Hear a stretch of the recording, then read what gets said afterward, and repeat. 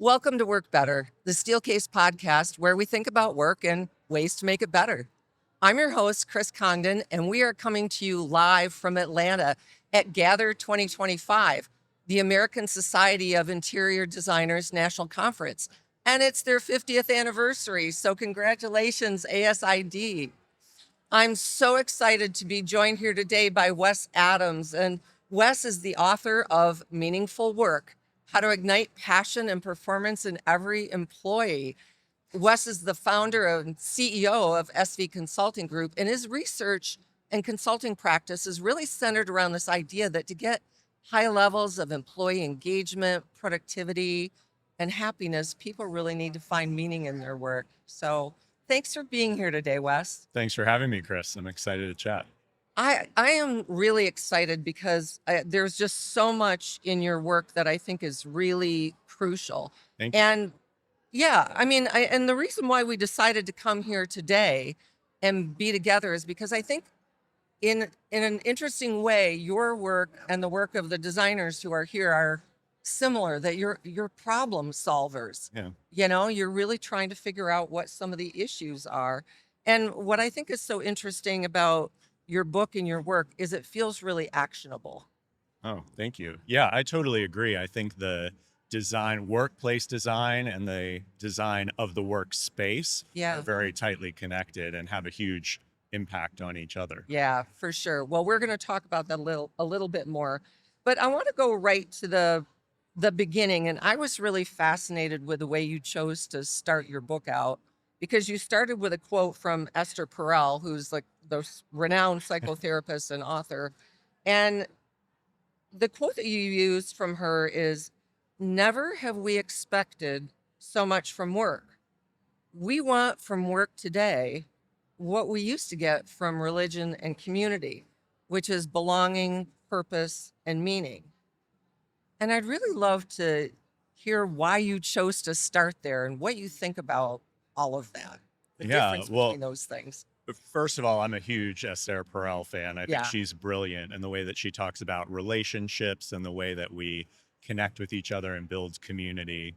And that was actually a quote from, she was on Adam Grant's podcast several Okay. years back. Okay. And they were talking about work design. And, you know, I think it helps capture this shift that we've made, especially in the last 40 or 50 years, kind of away from this transactional nature of work. Yeah. And more into a space where people are expecting more than a paycheck, right? Sure. When you come to work, you want it to feel like what you're doing matters. Yeah. And I think she captured that very nicely. So. Yeah. Well, let's talk about those three words that she used and you use in your book a lot: belonging and purpose and meaning, because they're related, but they're different, right? Yeah. Yeah. And so actually, this is one of the biggest misconceptions people have about meaning. I think we often use purpose and meaning interchangeably, Yeah. although they're very different things. And Yeah. so purpose, which I think is great and very important, is this idea of working towards a higher calling or Right. contributing to something bigger than yourself, right? And your purpose is your goal. It's the thing that you're working towards. Right. And that's great to have that. Sure. But having a purpose doesn't give you meaning. It's seeing progress towards that purpose. Mhm. It's understanding how you're making a contribution to achieve that purpose that actually creates that sense of meaning. And as we'll talk about in a little bit, it's one of three ways that meaning is created at work. Okay. Let's hang on to that in a minute, because I want you to circle back and touch on belonging a little bit. Like, how does that fit into everything? Yeah. And so belonging is a part of meaning at work comes from three C's: community, contribution, and challenge. And community is that sense that you belong, that you can show up authentically, bring your full self and your full ideas to the table. Yeah. Contribution is understanding how your work makes an impact. So Okay. that could be laddering up to a larger purpose. It could be making your client's life a little better, or it could even be just contributing to your coworkers, Right. making a positive impact on them. And finally, challenge is that individual opportunity to learn and grow and develop your capabilities. Okay. I want to dig into those a little bit deeper, but I just wanted to reflect for a minute, and maybe others in our audience have this same kind of feeling. Like, when I started my career, my purpose was to get stories written and get them out on time. Yeah. And I don't think anybody gave a rip whether I felt a sense of meaning or not. And so I'm curious, like, what's kind of the business case for meaning? Like, why should leaders start giving a rip about that kind of thing? Yeah, well, I'm glad you asked that because there are decades of research showing that meaning is one of the biggest contributors both to the individual outcomes that we're looking for. So, well-being, engagement, job satisfaction, Hmm. but also the team and organizational outcomes. So things Okay. like productivity, innovation. There's newer research from Oxford showing that the factors that create meaning contribute to higher revenue, profitability, and even stock price. So Okay. if you care about business outcomes, meaning is the fuel that drives those things. That's a really good way of thinking about it. Meaning is the fuel that drives those outcomes. I appreciate that thinking. So let's go back to those three C's again, because I Mhm. think they're really important, and I want to make sure that we spend enough time on each one of them. So, um, should we start with community? Sure. Okay, Yeah. let's talk So, about that. as I said, community is that sense of belonging that you can Yep. show up with your full self and your full ideas. And what we found, so just a little bit about the research that my co author and I, Tamara Miles, have done over the last 5 years is we've been looking at the leadership practices and organizational structures that create meaning for Hmm. employees. And we looked specifically at how leaders can do that for a couple of reasons. One, there was already a lot of information out there about how to do this for yourself. How do I find a more meaningful career? Okay. How do I find more meaning in my job? And that's great and that's important, but we were pretty sure that leaders, and managers played an impact Sure. in that. And also we wanted to understand how can we have an impact at scale with Right. our work, right? How Right. can we give leaders the tools to help people find more meaning and accelerate all of those outcomes that we're looking for? And so what we did was identify the specific leadership practices and Yep. organizational structures that increase meaning, and through that, all of those outcomes that we talked about. And so Yeah. those fell into the three buckets of community, contribution, and challenge. And in community, this is about building authentic relationships with Hmm. your coworkers, right? And that comes in a variety of forms. One is the relationship that you have with your manager or your Right. leaders, and it's also the relationship that you have with the other people that you work with. One of the biggest, to study this, we sent out a questionnaire to Yeah. understand what people were doing in organizations and how that impacted meaning. And one of the biggest things that impacted community was how people answered the question, my leader cares what's happening in my life Oh, outside of work, outside of work. right? Not my leader knows, but my leader cares what's happening Hmm. outside of work. And so this is as simple as, hey, what did you do over the Right. weekend? Tell me a little bit about what's going on in your life, and then actually paying attention to and engaging with that Yeah. answer, right? And one of the things that we found is that, especially as we've moved to more hybrid and remote environments, we forget to do that. Sometimes Such a we good don't point. ask, we don't intentionally create the space for that. We get so busy that we just forget. Yeah, Yeah. absolutely. We And don't it's think about natural it. because we're Yeah. going from one Zoom call or Teams call to the Yeah. next, and we've got Right. to do the things and check the boxes, and we don't create the time to get to know the people that we work with. And as a result, there's a huge sense of loneliness. There's been some recent research So on this much. as Yeah. well, across the country. The former Surgeon General, Vivek Murthy, who Hmm. you may be familiar with, Yeah. um, to Done a address lot of this. work on this Oh, yeah. topic of loneliness. Yeah. Yeah. And great book, Yeah. also worth reading.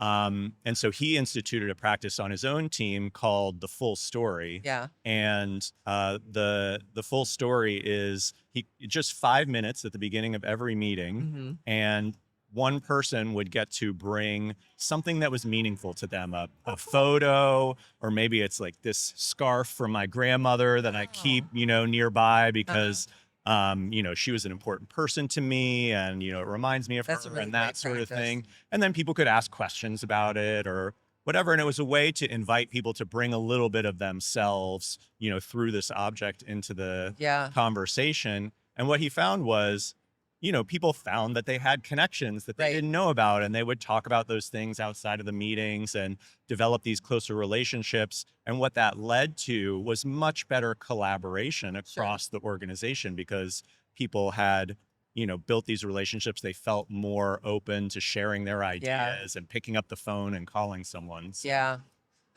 That's really great. When we've been thinking about community as well, and looked a lot at the work of Eric Kleinenberg from NYU, because he really uses a phrase that really struck us, which was this idea of social infrastructure. mm, Like you can have physical infrastructure in a city or in a building, but you also need to create places mhm. that create the opportunity for people to build relationship. Like even this setting that we're in right now Yeah. is intentionally designed. I love this. It feels kind of like we're on a porch or something, Yeah, hanging out, exactly. having a chat. Yeah. Yeah, that's kind of the idea, is that, we can see other people and they can see us. But if we needed to have a quiet, more confidential conversation, we just go in the enclave and, then we can talk more privately. But I think this idea of being able to not only design our work and our spaces to be able to help people build community is a really important thing for people to be thinking about. Yeah. If I, I might jump y- in on that, yeah, actually, please do. because I totally agree with you. And I think that intentional design is something that's really needed Mm, today. such a good point. Organizations have to build this new capacity that most of them haven't had before, that's kind of akin to event planning, experiential marketing. How do we bring people together in a space and use that time effectively to build connection and also brainstorm and innovate and Yeah. those sorts of things? And that's not a capability that most companies have had in-house in the Yeah. past, right? And if I could talk a little bit about Reddit, who's one of the companies that we studied in our research. So after the pandemic, Reddit kept a number of their offices, but they said, well, you don't have to come in anymore if you don't want to. Okay. But if you do come in, we've put together this whole team to help design how you interact in the office, to help design your Okay. time there. How did that go? Really well. Oh, Yeah. good. Okay. So we interviewed a woman named Michelle Lazzi, who's the director of experience at Mhm. Reddit, and her team, when somebody comes into the office with their team, she thinks about what's their day going to look like? How are they going to interact with each other? Mhm. Creating some fun things for them to do together and also some work time. They've also redesigned their office space to make it more like event space. So they've Nice. created these larger spaces where when everybody comes in, they can gather and have bigger events together. That's And then great. they've thought about smaller spaces where people can work and, interact with each other Mhm. in smaller pods or do some individual work. And so having really intentional design around the space, I think, contributes immensely to the quality of connections that people build. Yeah, thinking about the space and the experience together, Mm. I think is so important. Um, there's so much I love about your book, but one of the things I love, as I said before, is it's very practical. And one of the things that I always love is when there's some kind of way for me to get feedback. So you've got an assessment in a meaningful leadership assessment that's inside Mhm. the book. Now, you can also go online Yes. and take this assessment, which I did. Uh, And how did you do? well, you tell me. I scored a 107. Oh, that's pretty I don't wanna- impressive. Is Yeah. that good? Oh, yeah, absolutely. So, Maybe I should be studying you. well, I do think I'm fortunate in our organization that we think about these things, but like, just talk about why you decided to put this assessment in the book. Mm. I'm sure people are going to want to access it and like get some feedback. So, how do they do that? Yeah, absolutely. So the assessment is based on our research. So these are all empirically validated behaviors that we Okay. know increase meaning, and it's a self-assessment. So you can take it and get an indication of how you're doing on each of the three C's, Yeah. where you're doing well and you might want to lean into, and where you might have some room to improve. And we did that because we wanted to just give people a chance to kind of level set as far as how they're doing on those things, and I'll, give them a guide to maybe you want to pay attention to these chapters a little Yeah. bit more, or focus on these practices a little bit more. And I it's love that it had recommendations. yeah, So yeah. I have to Thank work on you. the recommendations though. It doesn't sound like I, you have too much I work have to do, homework to but do, but yeah. And anyone can take it. It's available for free on the website, makeworkmeaningful.com. And they can take the assessment there, and you'll get a report and your score and recommendations for how you can improve. yeah, I think it's just such an awesome tool. Thank you. Because these are things that, again, sometimes, we forget about. And I think one of my areas for improvement is like, I really do care about the people I work with. I care about what's going on in their lives.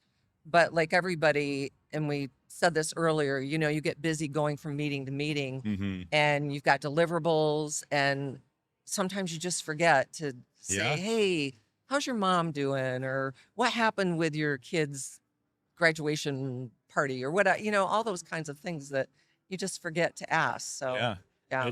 It's really important, and we have to make time for it. We have to design that time into our day to make sure that we're nurturing those relationships. Yeah. And I think you and I were talking a little bit earlier also about positive feedback. Right. And that's something, just saying thank you, or saying, hey, I really appreciated how you prepared me for this podcast, and you told me what you wanted to ask, so that you gave me the opportunity to really be thoughtful in my responses. That takes 5 seconds or 10 seconds to do, and it has such an immense impact on people's sense of contribution, understanding how their work matters. And so often we forget to do that, Yeah. especially as leaders and managers. We're running from one thing to the next. And so just like engaging with someone Yeah. for a couple of minutes, what's going on with you? Hey, I really appreciated that you did this last Mhm. week. It's incredibly powerful. These are small moments of meaning that have a huge impact. That's really helpful. I have to ask you before we wrap up today about a topic that people are probably thinking, how can we not talk about AI? Because, I mean, it really is having such an impact in terms of changing the way we work, the nature of Absolutely. our work. Um, I think interacting with AI and thinking about that in the context of our own humanity Mm-hmm. and this topic of meaning. So I'm just curious, you said something that I think is interesting, that AI can offer us more opportunity to craft meaningful work. Can you talk about that a little bit? Sure. I have two things to say about that. Okay. And so I think the first is, because of AI, I think human capabilities, creativity, innovation, persistence, resilience are more important than ever. Developing those core human skills is what we're going to be asked to do, because AI is going to be able to do a lot of the Right. repetitive transactional Right. stuff. And so and the second thing is how we design AI and how we integrate it into our businesses will determine which direction it takes us, right? I think there's one way that I see some companies doing where we're looking for efficiency. We're taking AI and we're figuring out, how do we take what we're doing and make it more efficient, cut costs, which is pretty transactional, and I think a short-term way to think about Right. AI. And I think there's another way to think about it that is, great, let's create some efficiencies, but how do we use this to elevate those human skills? How do we use this to give people time to do deeper work, more meaningful work, so that they can be creative, so that they can navigate these challenges and opportunities that we're facing now? How do we use it to expand the possibilities that we have in our organization or in our community? And I think the ones who are implementing it that way and thinking about it that way are going to be the ones that are successful in the long term, because things are going to change very rapidly. And we need people at their best in this moment to thrive. Yeah, I agree with you so much. And I would also add, like, from the work we're doing, trying to understand how it'll impact the physical space, Mm, is just how draining mentally it can be, like, to start incorporating AI. It's like, it's exhausting. Your brain gets tired. yeah. Are we creating environments where people can actually get some respite throughout their day and be able to kind of recharge themselves as they're learning new ways of working and adapting and being more resilient. So, Yeah, yeah, absolutely. yeah. Wes, I am so grateful that you came here to join me in person at the ASID conference. And, we're just really excited about being able to have you and to talk about your book. So thank you so much for being here today. Oh, thank you for having me. This has been a lot of fun. Oh, fun for me too.